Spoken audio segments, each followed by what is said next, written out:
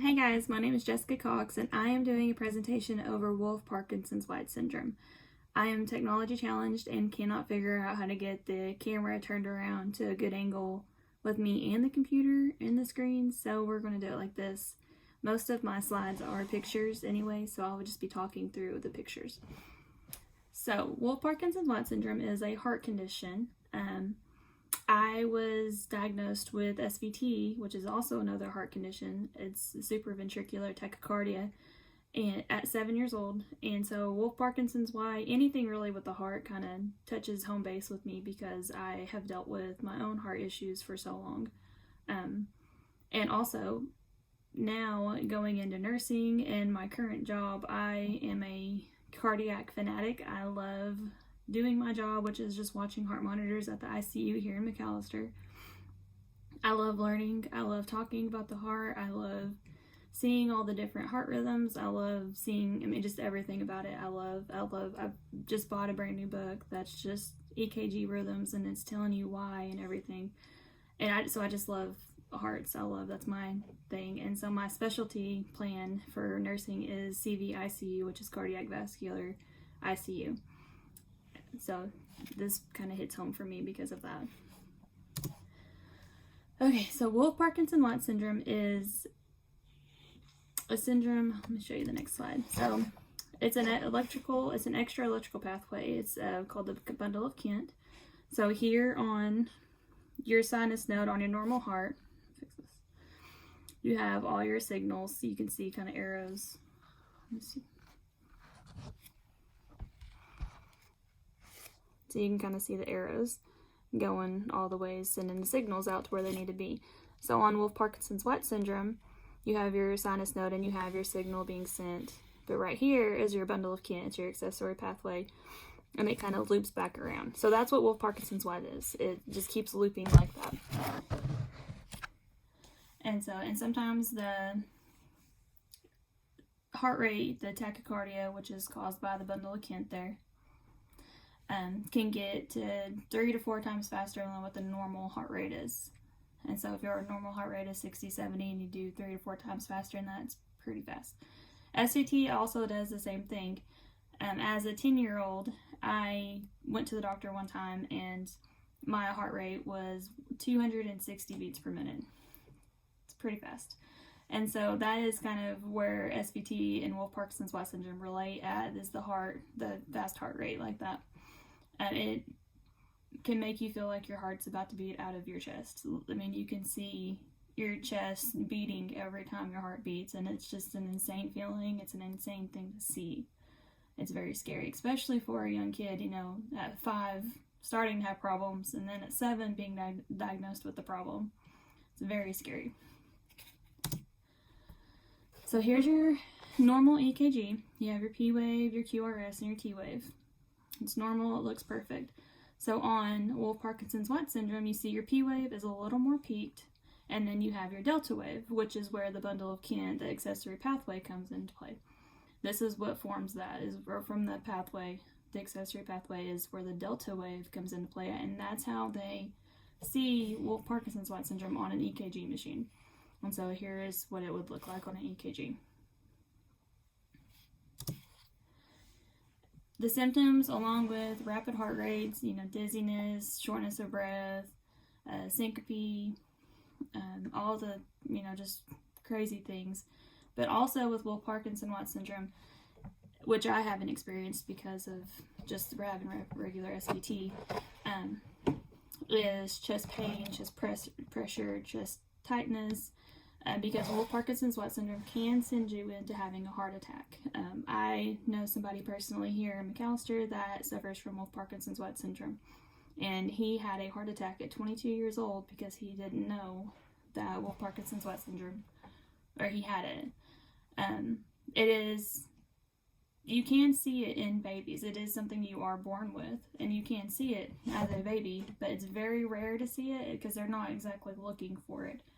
And also, some people don't have any symptoms until they're way older. Some people don't have any symptoms until they're literally dying from it. And so it is kind of scary and it is life-threatening.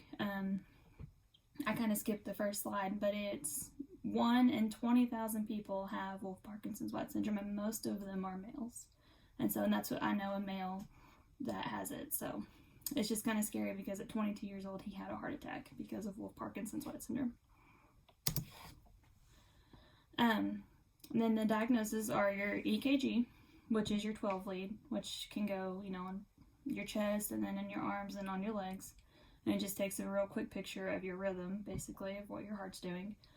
The portable EKG or ECG is the Holter monitor. The Holter monitor, which is usually a 3 to 5 lead monitor that you carry around with you from 24 hours, 48 hours. I had mine for about a month at a time. I had many Holter monitors throughout the 7 years that I had SVT, and even some after I had my ablation. Then sometimes that would be a day, sometimes it'd be a week, sometimes it'd be a month that I'd have to have that Holter monitor. And those are the best ones because you can just do your normal daily life, do whatever you normally do, and it just kind of catches everything at one time. So what mine did is I would press a button on my Holter monitor whenever I was having a problem, like an SVT run or anything, and it would catch it and send it to the doctor's office or wherever, and they would read it and see it. So it was, because you can't really catch fast heart rates like that on an EKG. It has to be at that time that it's doing the fast heart rate is whenever you catch it. And then the electrical physical testing is, I didn't say that right, electrical testing is where they send catheters and wire electrodes into the blood vessels and heart and see what their pressures are and what exactly is happening with all of your blood vessels and everything inside your heart at that time. I don't think that one's very common. I think the other two are the most common. Treatments are vagal maneuvers. For me, what I would do was be kind of hold my breath. I don't know if that's the smartest thing to do, but it would help. I would hold my breath and I would put my hands over my head. I don't know what it did, but maybe it was just a mind game for me. But that is what worked most for me. Bearing down and blowing through a straw kind of are more common vagal maneuvers. Medications. You can use, I was diagnosed and put on atenolol. You can also use adenosine, which is kind of an exciting drug to use because what it does is stops the heart and then restarts it all at the same time. And it's crazy to see on a heart monitor because, you have this perfectly healthy person and they, push adenosine and your heart stops and then starts right back up. So that little split second of time that your heart has stopped, it's pretty scary. Also, another drug is amiodarone, which is an arrhythmic drug that they use quite often for AFib and aflutter, which Wolff-Parkinson's-White syndrome can also cause you to have AFib or atrial fib. Cardioversion, which is shock, them shocking you back into a normal rhythm.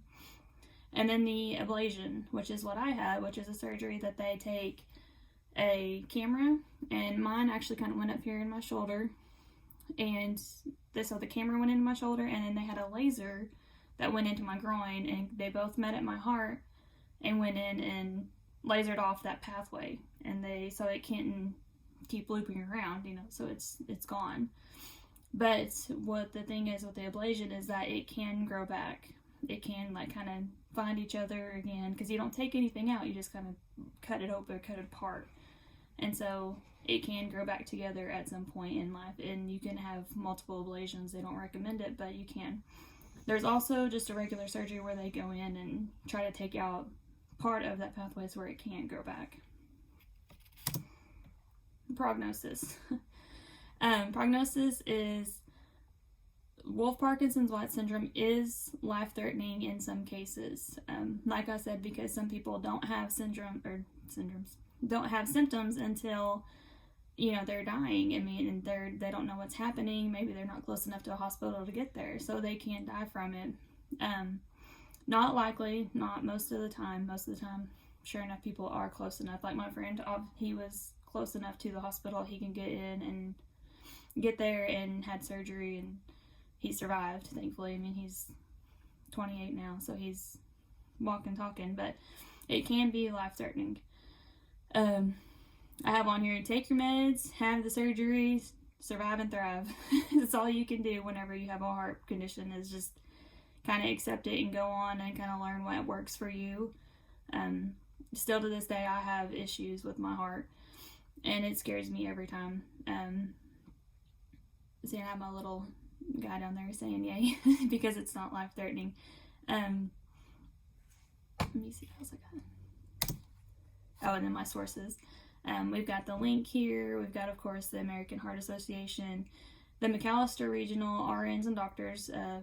Shout out to Dr. Nancy Williams. She is my go-to heart specialist. She is amazing, and she works here. She works in Tulsa sometimes, so we don't get to see her a whole lot. But she is the one that helped me a lot with my learning of heart rhythms and everything. And then the RNs mostly is Jocelyn Newton. She is an RN here in McAllister Regional at the ICU. She is very smart with the rhythm. She's the one that helped me put this presentation together. And then Dr. Dale Dubin, he's an MD. He is the one that has this book that I just bought. Well, it's backwards, but you see.